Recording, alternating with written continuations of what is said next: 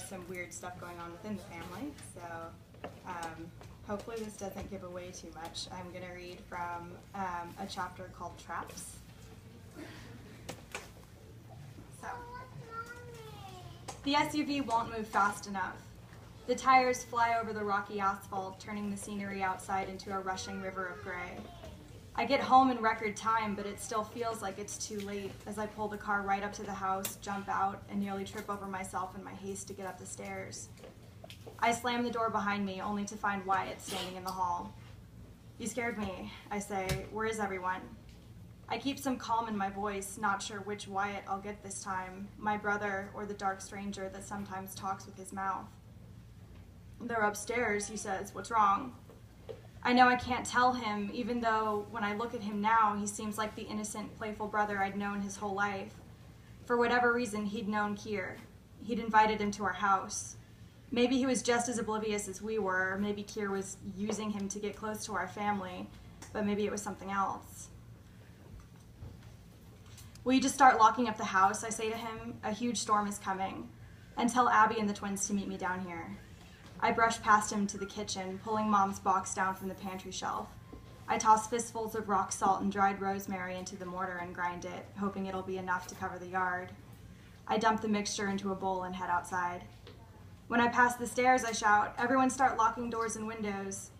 My big sister voices back. Hopefully it'll be enough to get them going. I cast the circle from the left side of the yard to the right, trying not to move too fast. It's too dark to see cars down the road, but it seems like there's no one around. We just have to make it until Luke and Iona get here. That's it. Outside, a shriek splits the constant sound of cicadas. It sounds like something halfway between animal and human. I spot the owlbird resting on her branch above my head, her claws curving into the bark. Her eyes watch me with mild amusement before I hurl a handful of salt in her direction, making her push back from the branch with a great swat of her wings. Back inside, our dog is having a conniption.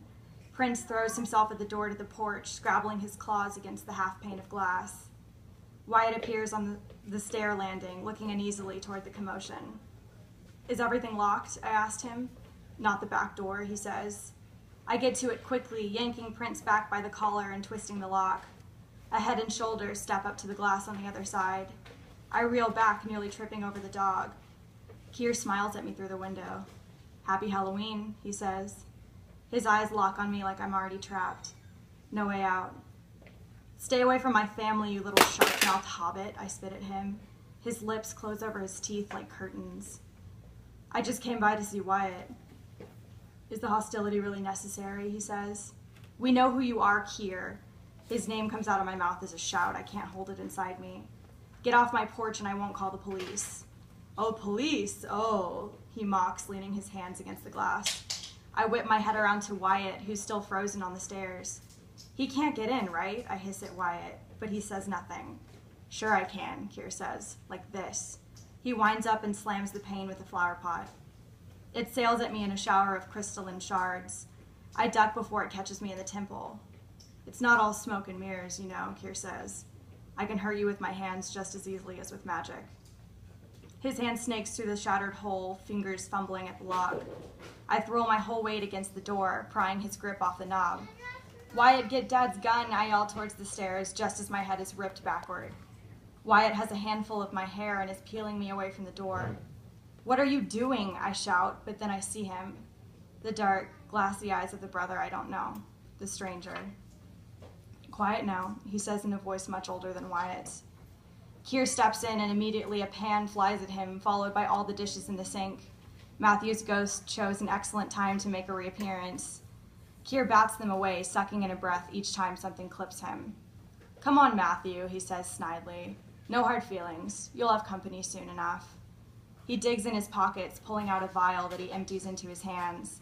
He rubs them together and places his palms on the wall, closing his eyes to say a garbled spell before stepping back. A satisfied smile twists up the corners of his mouth.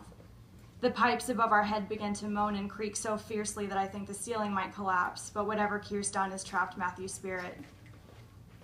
Wyatt drags me backward, making sure not to give me an inch of room to struggle. We stumble into the living room as Clair pushes back furniture, exposing the wooden floor underneath. Who are you? I demanded the stranger wearing Wyatt's face. What do you want? His sigh blows cold across the top of my head. I did hope something in you would know me. I remember you best of all. You were my favorite. Paralysis grips my body. It's like I'm trapped under ice, too cold to move. I do know that voice. It's been a lifetime, but I feel it in my bones. You're Phelan, I say. You're my father.